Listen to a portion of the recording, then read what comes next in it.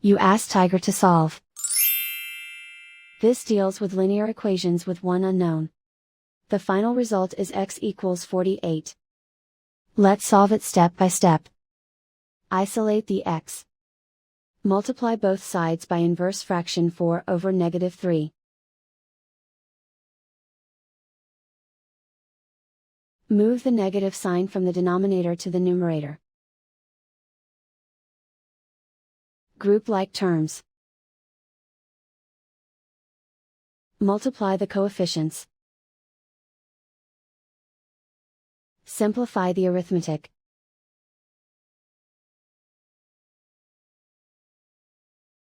Move the negative sign from the denominator to the numerator. Multiply the fractions. Simplify the arithmetic. And so the final result is x equals 48.